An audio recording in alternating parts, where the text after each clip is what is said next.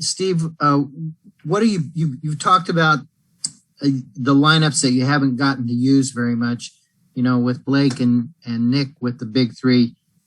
What are you planning to do with your two centers when you get the chance to have everybody available? Well, I mean, it's not going to be that much different than it's been recently. They're all going to share minutes. We got Blake, we got Nick, we got Jeff Green. Certain matchups or times we have DJ as well. So they'll all get their opportunities. Christian Winfield with the New York Daily News. Hey, Coach, kind of following up on that, I feel like Tristan Thompson is a unique type of matchup in terms of just offensive glass type of cleaning in the paint. Does that lead you to maybe lean towards playing DJ in those types of physical matchups down there? It's possible. He is a priority. His offensive rebounding is elite. So is Williams. So it is a key for us to limit their offensive rebounds. Ryan Dunleavy with the New York Post.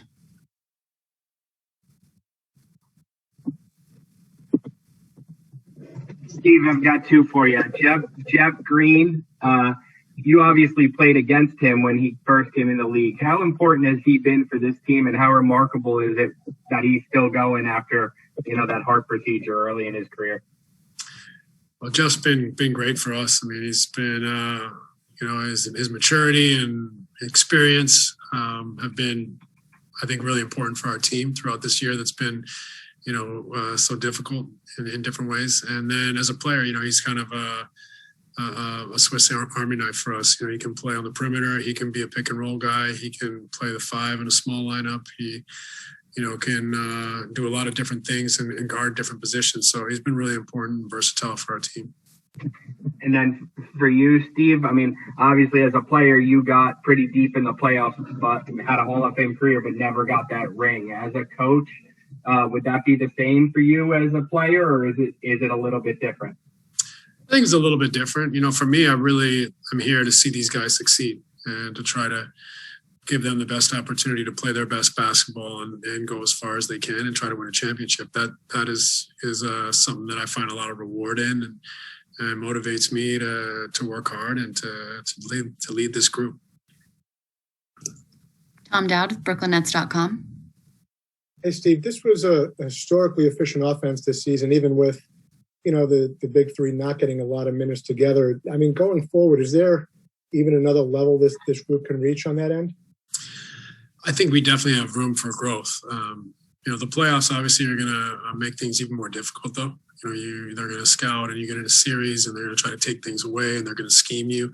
The game can also slow down. There's more rest between games. So, it should be more difficult in the playoffs, but can our offense improve under duress? Absolutely. That's something that we haven't faced a lot of, for us to get into a playoff series where we're having to, play together at a really high level. We're having to think the game. We're having to make reads at a higher level. And that'll be important for our growth as well. Brian Lewis with the New York Post. Hey, Steve. This is twofold. I mean, obviously rotations kind of change series to series. But I'm curious what your optimal rotation size would be, 8, 9, 10, or do you not even really know that yet? Well, I think, you could pencil in 9 or maybe 10, but you just never know. Who knows? I think we'd probably start at 9 and if we need 10, we'd go to 10, but it's all dependent on how the game goes, what's happening from moment to moment, game to game, and what we need. So you don't want to go in with the idea of playing too many guys, but you also want to use as many guys as possible to make sure that there's an opportunity for the guys not to have to play so many minutes, start to finish. Back to Greg Logan with Newsday.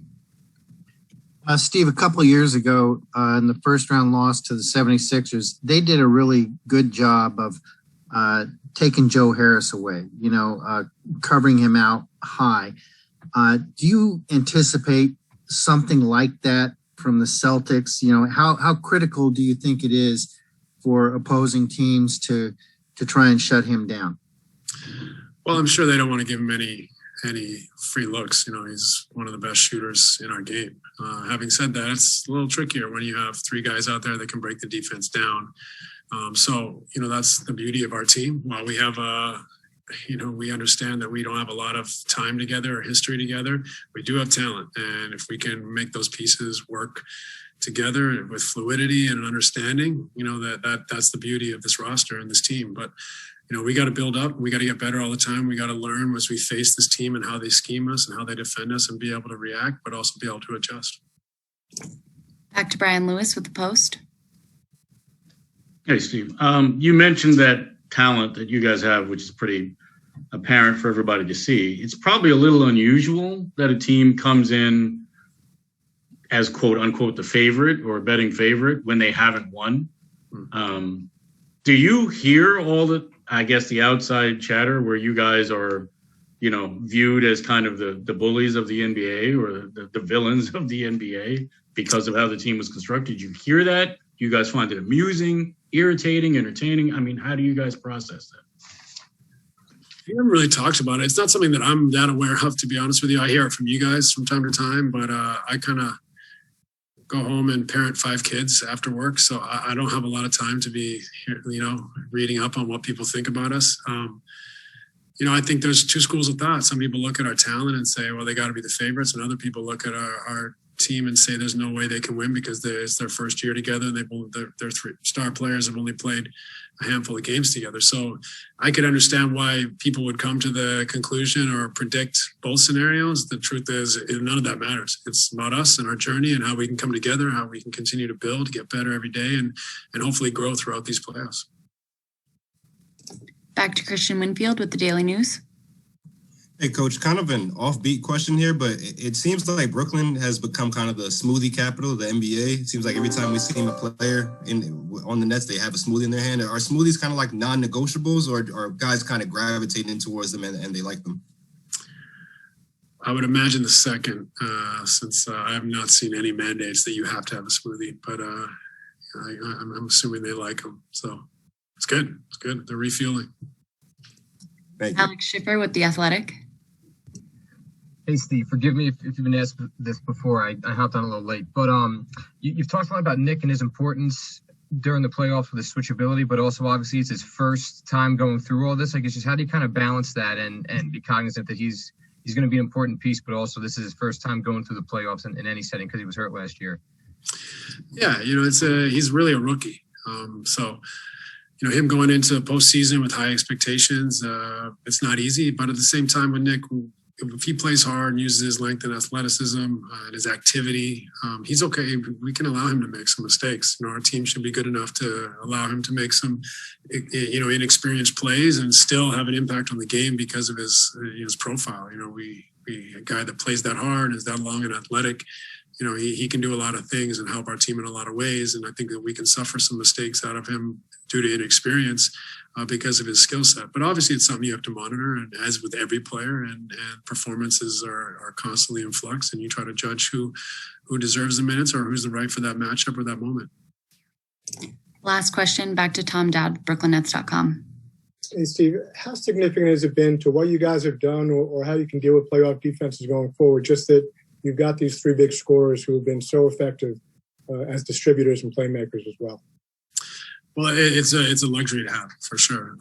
Having said that, we still haven't faced, a playoff series together. We haven't actually played we've barely played 7 games together. So, it is tricky. I mean, while the potential's there and while we will, be able to, let our talent take over at times, when it comes to the playoffs, it's about execution, connectivity, that competitive spirit collectively. And so those things are things we can control as we go forward and hopefully suffer us, a little, or give us a little bit of time to work through the kinks because of that talent.